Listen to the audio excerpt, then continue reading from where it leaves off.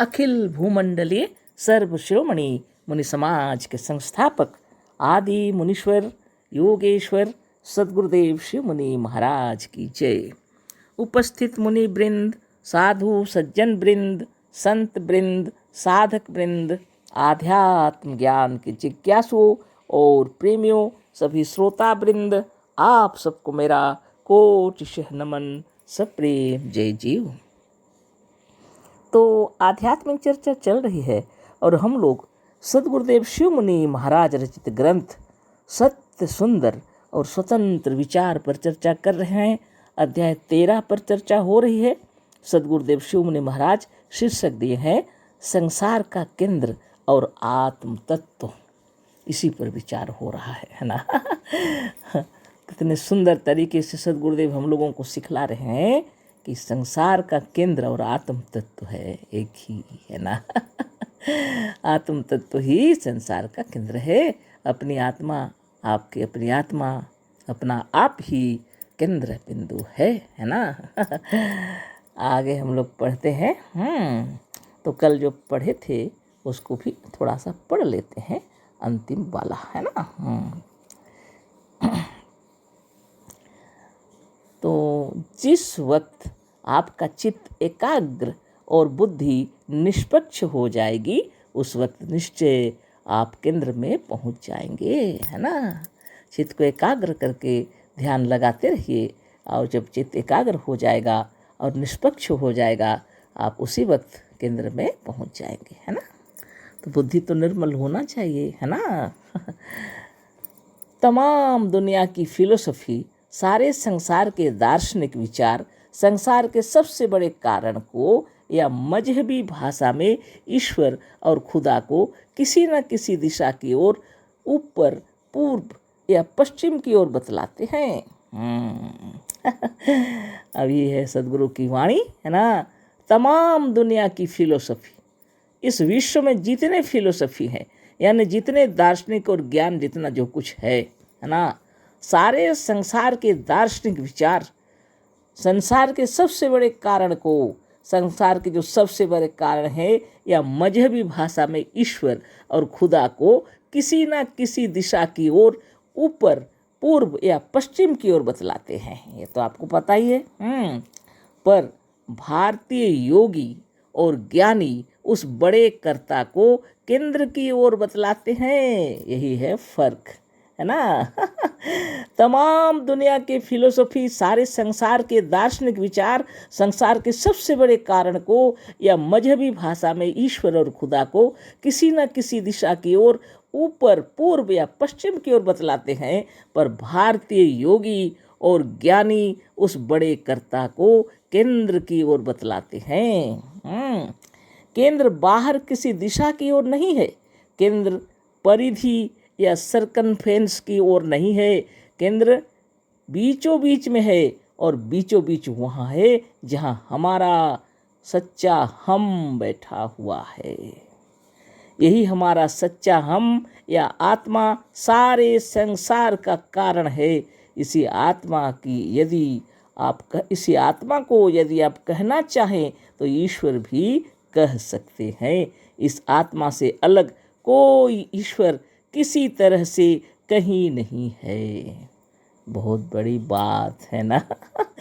अच्छी तरह समझा दिए सद्गुरुदेव शिव मुनि महाराज कि जितने भी फिलोसोफर हैं, ज्ञान है संसार में, वो सब भगवान को या तो पूर्व, पश्चिम या ऊपर कहीं बतलाते हैं, लेकिन भारतीय योगी ज्ञानी बड़े कर्ता को केंद्र की ओर बतलाते हैं।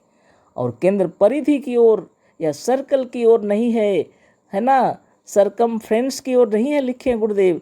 केंद्र कहाँ है? बीचों बीच, है ना। और वो बीचों बीच क्या है? जहाँ हमारा हम बैठा हुआ है, जहाँ आपका अपना आप बैठा हुआ है, वही केंद्र है। अखिल विश्व ब्रह्मांड और सकल सृष्टि के उत्पादक जो हैं आप स्वयं हैं।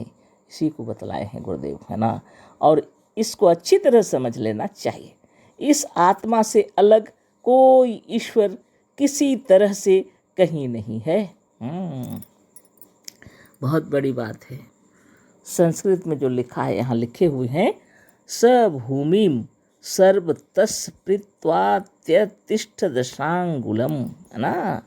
यह यजुर्वेद के 31वें अध्याय का पहला मंत्र है। तो यजुर्वेद के 31वें अध्याय का पहला मंत्र आप देख सकते हैं।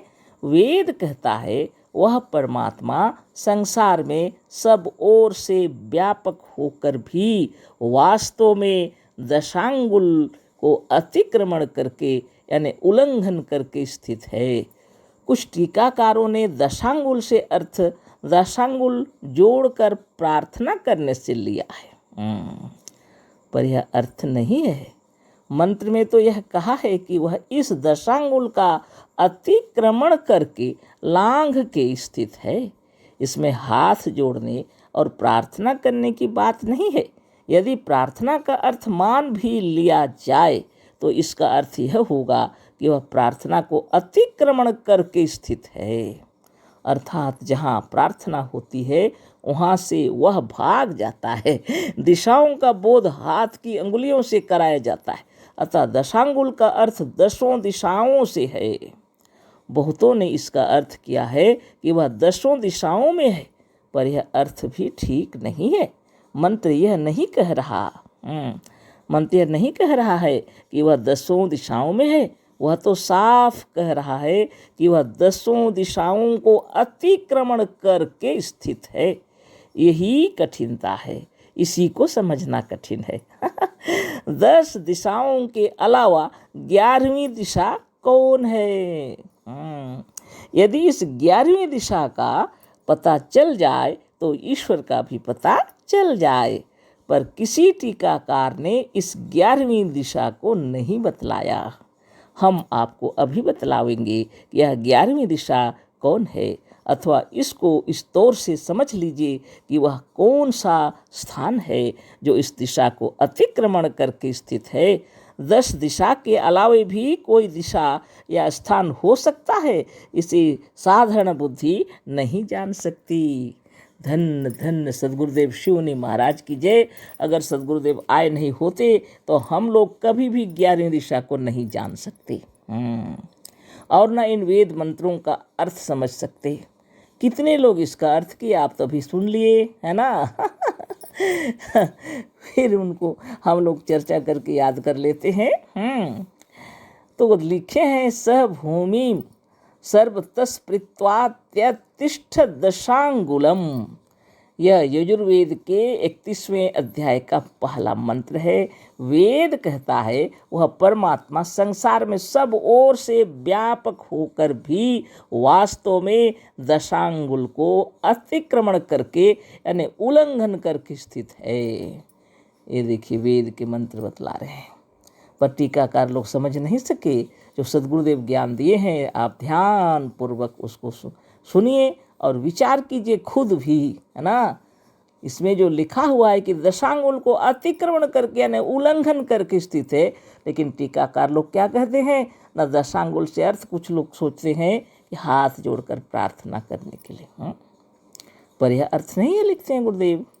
मंत्र तो यह कहा है कि इस दशांगुल का अतिक्रमण करके यानी लांघ के स्थित है, इससे बाहर, है ना। 10 अंगुल से भी परे इसको लांघ कर जहाँ है वो, है ना। इसमें हाथ जोड़ने और प्रार्थना करने की बात नहीं है। यदि प्रार्थना का अर्थ मान भी लिया जाए तो इसका अर्थ यह होगा कि वह प्रार्थना को अतिक्रमण करके स्थित है, अर्थात जहाँ प्रार्थना होती है वहाँ से वह भाग जाता है। लीजिए, अब दिशाओं का बोध हाथ की अंगुलियों से कराया जाता है।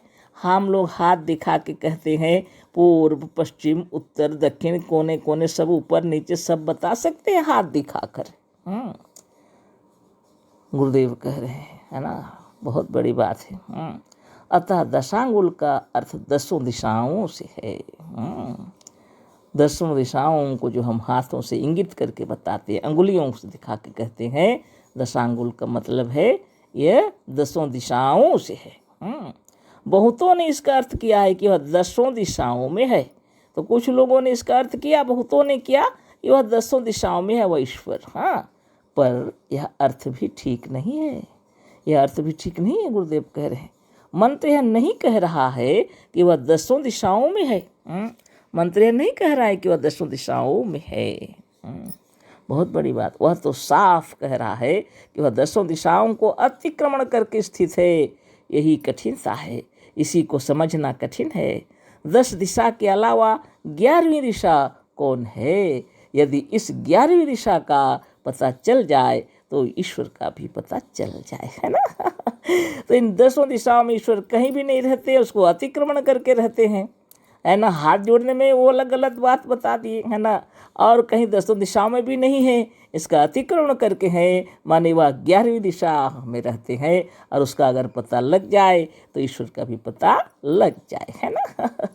धन्य धन्य गुरुदेव, यदि इस 11वीं दिशा का पता चल जाए तो ईश्वर का भी पता चल जाए। पर किसी टीकाकार ने इस 11वीं दिशा को नहीं बतलाया। हम आपको अभी बतलावेंगे कि यह 11वीं दिशा कौन है, अथवा इसको इस तौर से समझ लीजिए कि वह कौन सा स्थान है जो इस दिशा को अतिक्रमण करके स्थित है। 10 दिशा के अलावे भी कोई दिशा या स्थान हो सकता है, इसे साधारण बुद्धि नहीं जान सकती, है ना। तो कल इस पर चर्चा होगी और 11वीं दिशा पर विस्तृत चर्चा होगी, है ना। तो आज इतना ही, आप भी ध्यान करते रहिए अपने केंद्र को ही वास्तव में 11वीं दिशा गुरुदेव बतला रहे हैं, ना। अशेष धन्यवाद, कोटिशः नमन। सदगुरुदेव शिव मुनि महाराज की जय। सप्रेम जय जय।